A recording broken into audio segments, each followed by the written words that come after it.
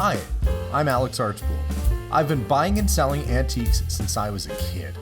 Over the years, generations of our family have gotten involved in the business, and I'll search just about anywhere I can to find hidden treasures both big and small. I never know what I'll turn up next. It's about exploring new places, seeing new sights, and having fun. And even though sometimes I get over my head, we try and make things a little better along the way. This is Curiosity Inc.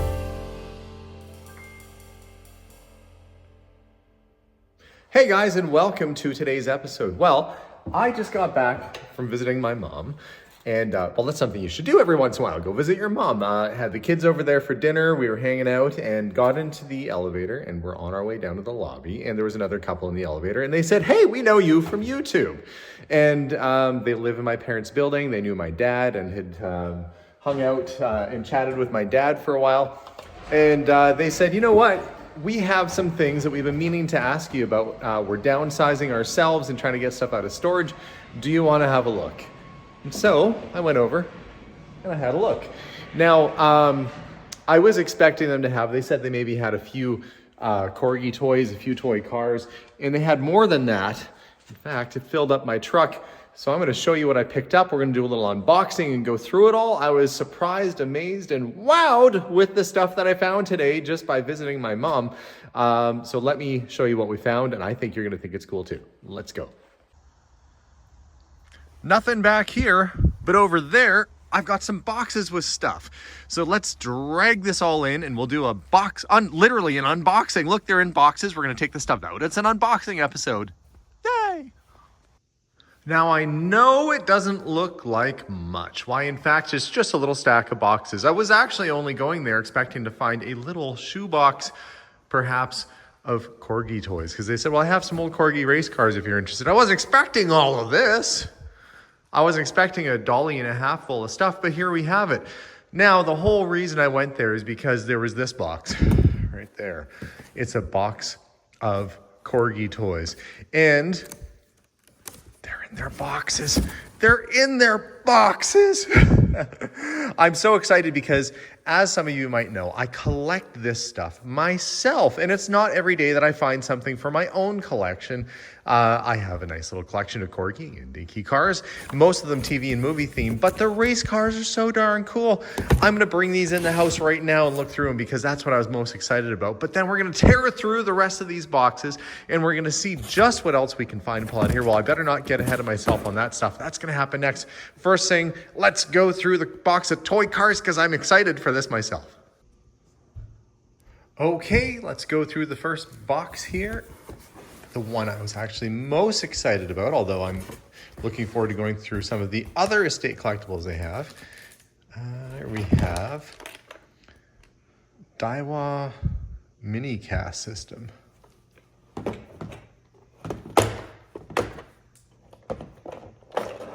What do we have here? It is it's not a toy car at all. It's a little fishing rod. And I shouldn't say little. I imagine once you put this thing all together, it is probably a pretty normal size. I would say it's just a portable fishing rod. Mini Cast 2 Daiwa. Canada Limited imported by, well, that's neat, isn't it?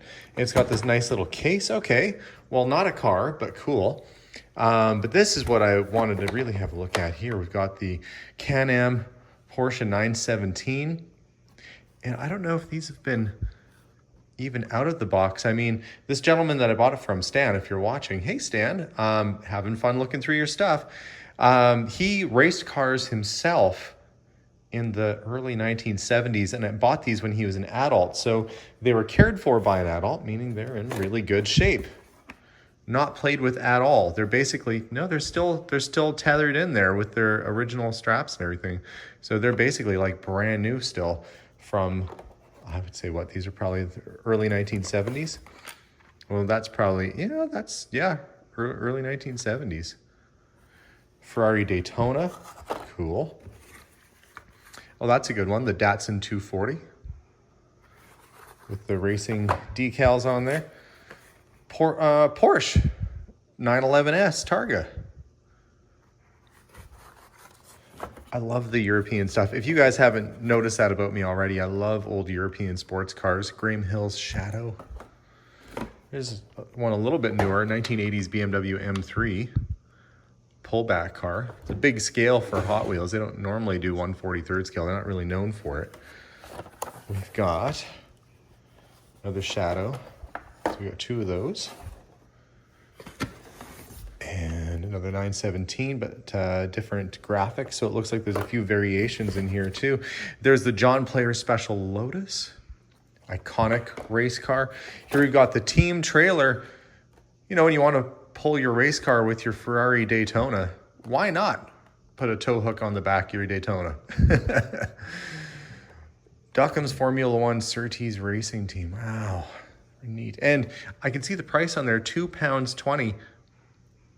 Oh, purchased in England. They did say they spent some time overseas, and I think we've got the Alf Tyrrell Project 34. It's the 6-wheel race car. Pretty wild looking. I think they outlawed those after a while because you don't see many or any 6-wheeled race cars anymore. Here's a bigger Corgi here. The John Player Special. And I'm going to open this up and have a look. Yeah, okay, there's a date on this one here, 1973. We'll open that one up in a second. That would have been sort of a special release. At the bottom of this box, we've got the STP Eagle Racing car. Hesketh 308. Yardley McLaren. Oh gosh, look at all these great open wheel racers in here. And every single one with their original box. Well, let's open this other one up and have a look and see what it is. Also a little Kawasaki 750 motorcycle. I don't know who made this one. It's probably stamped on here somewhere on the bottom. It just says Hong Kong, but that's a cool little motorcycle die-cast even. You don't see those too often. Let's open up the John Player Special and get an idea of what the scale is. Okay, I have it out of the box and look at this. It is a 1/18 scale, and it's funny because that wasn't really a common scale in the 1970s. They actually labeled it as being 18:1. Same difference, but different way of putting it. But look, we've got some nice detail on here. You've got the driver in the cockpit with his helmet, and the little baggie with a little knockoff tool for taking the wheels off with a couple extra bolts. You could actually do a quick change on these tires like you're the pit crew getting it ready to race around the track, and it's never been out of the, it's still sealed in there with extra, looks like maybe some decals in there. What a great little thing. When I pulled it out of the box, it still had its cardboard over top of it like that. These cars are as good as new, and I couldn't be more pleased with the variety and the condition. Already I'm happy, and there's still a whole bunch of boxes to go through. So I guess let's go back out to the garage and have a look. Actually, before I head out to the garage, I was gonna actually put the stuff back in the box and put it away for later. And I kind of noticed something. How long has this stuff been packed in here? Look at the paper. You've got Burt Reynolds in Lucky Lady with Gene Hackman and Liza Minnelli. What year is this from? Let's see if we can get a date on when this was packed away. Usually it's up at the top here somewhere. Let me see if I can get a date on this, and we'll know exactly how long this stuff has been packed for. And look, some things haven't changed. Property tax break doubtful. Same issues then as we're having now. What year is this from? January 8th, 1976. I wasn't even born when these were packed away. It's like they've been waiting for me my whole life in this box. Wow, don't I feel lucky? Okay, now out to the garage. We're back in the garage. Incidentally, I looked this guy up online. It's worth about 17 to 20 bucks or so. So I guess I shouldn't be too shameful of the fact that it's a little bit on the newer side. I mean, it's probably from the 1980s, whenever this car came out. 1988 or 89. Gosh, I almost dropped it. Anyway, so that is pretty nifty, but let's come on over and have a look. And it's not all guy stuff. If you're watching this video going, oh, Alex, you're just always looking for toy cars and stuff. Well, look, there's a Cabbage Patch doll. And this is the original, the OG Cabbage Patch doll. Basically brand new in the box. And the lady at the house there, whose name is Anne. Hello, Anne. She said she has another one somewhere in her other storage unit. So she's going to dig out some other stuff and let me have a look through that as well. But I don't often come across the Cabbage Patch dolls brand new in their original packaging. So that's pretty cool. And of course, easy to date, 1985. There was a period of time when people fought fisticuffs. In fact, sadly, somebody died in a fight over one of these dolls. They were such a hot item when they came out. Can you believe it? Now, they're kind of collectible, but they're not as collectible as people let on. They were $34 brand new. So sad, and a reminder for us not to get caught too much up in trends, because trends shift and change. But yeah, somebody in a parking lot got in a big brawl over one of these, and unfortunately they didn't make it. But here we have one in the box that I was able to find in their house. This little Coca-Cola cart is pretty neat. What they did is they took an old, this is a bottle rack. You can see the circles for where the bottles used to be in there. So that is actually antique. The little stand it's on is not, but what a cute idea. I guess it's meant to be maybe like a planter or a little display shelf or something. I think it's just really neat. And that little metal base is custom built just for that. So I couldn't leave that behind. This was probably done in the 70s or 80s. They probably had a whole bunch of these Coke crates and decided to build these little carts for them, which is kind of a cute idea, really. But it's got a handle that works.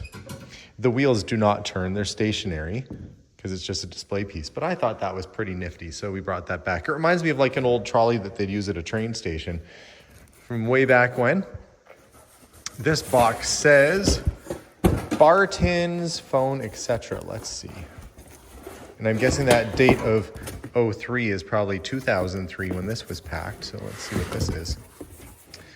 We have Player's tobacco tin. Nice shape, not particularly rare. That one's probably like a $5 tin. We've got the Granger pipe tobacco, a little bit better. Excellent condition. This can in that shape could be somewhere around $40 because it's got nicer graphics on it. It's got its lid, and oh, inside there's even more tins. Dannemann Imperial Brazilian tobacco tins. So this, I was told, was on display on the shelf of the bar at one point. So there's another velvet tin that's like 35 or 40. Same thing. Basically, these fancier tins are a little bit better. There's a Union liter tobacco tin. And they're all in really good shape. And I guess I should really look inside, because each tin has more tins inside of it, but cool. Now this is something a little bit different. Miller High Life. Premium quality beer. But if you look at it, there's a cable. So what could this be? I know what it is. And some of you at home watching know what this is. Why would there be a phone cord for a beer can? That's because it's a Miller High Life beer can telephone.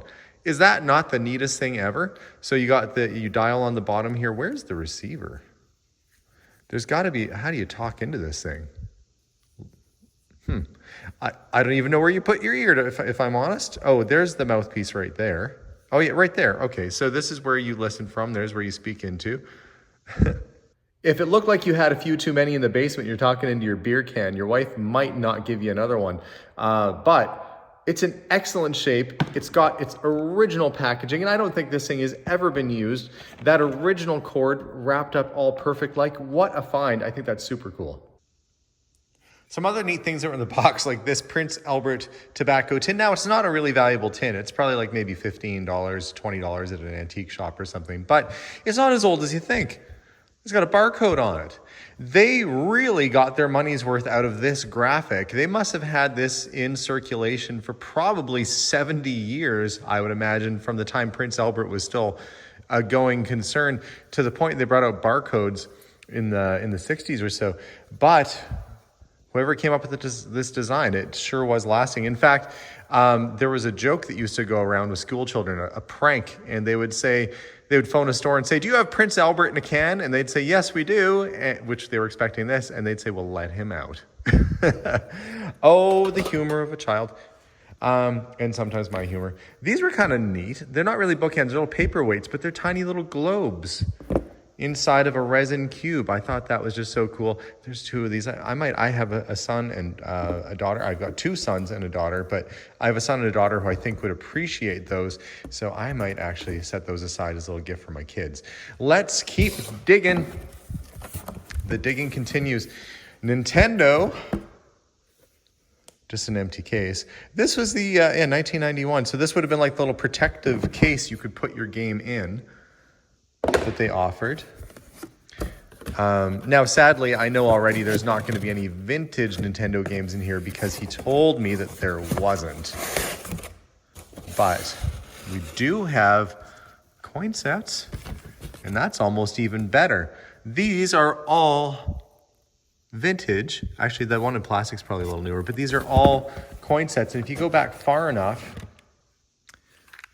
you might find some that are silver. That one maybe not so much. 68 is a threshold year where they have some silver content. You can tell with that quarter it's got some silver in it. But you'd only find the silver coins in sort of the box sets like this. Let's open one up and I'll show you.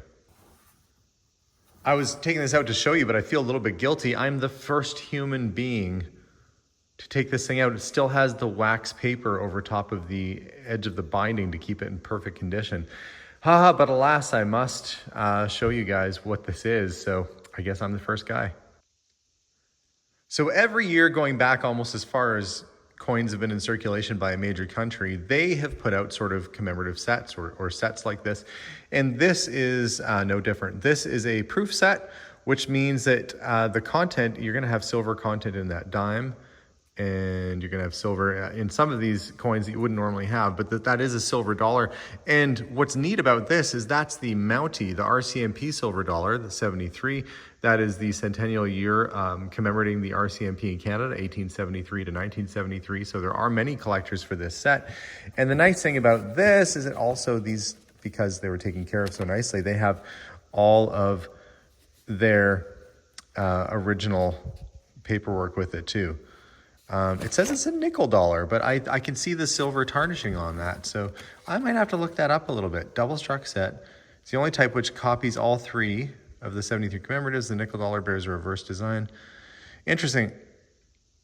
I am almost certain that that is a silver dollar because I don't think they made one that wasn't in silver. But anyway, we'll double check that. But either way, coin sets like this can range in value from $20 to $40 to $60, depending upon the year. Some people buy them because, hey, that's the year I was born. That's what they would say. I wasn't born in 73, but somebody else was, and they might want to have the birth year set that they had. So I'm actually going to drag these coins inside, and we'll have a better look and sift through them and see exactly what we have here. Binder at the bottom of the box, and it was full of pre-NHL. This is when the Edmonton Oilers was part of the WHL, but all these old brochures. Well, that looks like it's autographed by Bev Doolittle. That's odd. Anyway, she's an artist. So all these magazines in absolutely pristine condition. Early years of hockey right here. Good finds. That was a good box. Another little box in here, and we've got, looks like teacup sets all wrapped up. And there's a teapot. Oh, actually a pretty little teapot. What is the brand name on this? Noritake. That's actually a really good brand. I'm going to get this one unwrapped just to kind of show you what this pattern is. But Noritake is a very expensive brand of China. And it looks like there's a whole pile of teacups and things in there. Probably not a whole set, but the teapot and the teacups are there, and that's probably one of the more important parts. Let's unwrap that and show you what the glaze looks like. There it is, almost sort of an iridescent looking glaze. That purpley blue color at the top, it actually is kind of iridescent. And you've got this landscape scene. These were hand painted as well, so some artists had to sit there and do this. A teapot like that could sell for around $100 or so. Sometimes a bit more depending upon what antique shop you're at, and sometimes a bit less if you throw it through auction like I do, and then you don't know if the right person's be watching. But that set out with its matching teacups and saucers, you're looking at probably $200 to $300 for that box of china, and that's not too bad. So what do you think, guys? Some fun stuff. Now, some of these items I am going to have to do a little bit more investigating. The Hunt video game in its original package like this, it's worth somewhere around $60 to $80. Not too much, but when you start adding things up and you've got 100 here and 100 there, we're going to see hopefully about $500 to $700 profit off of this batch from what we paid for everything. So I would call that a good day. Guys, I've got some cleanup to do, but eventually we're going to save all this stuff up for a big auction sale, which we do every once in a while. So stay tuned. I will notify you guys when that happens. We'll do a video advertising that. But all this stuff will eventually go through an auction at some point. Just have to kind of pile it all together until there's enough to justify it. But thanks so much for watching today's video. I'm gonna go have some fun and try out some of my new toys. And those Corgi cars, I'll have to figure out where I'm gonna display those, because those were so neat. I decided that that can be part of my collection for now anyway. But guys, thanks again for watching. We'll see you all soon. And as always, bye for now. Bye everybody.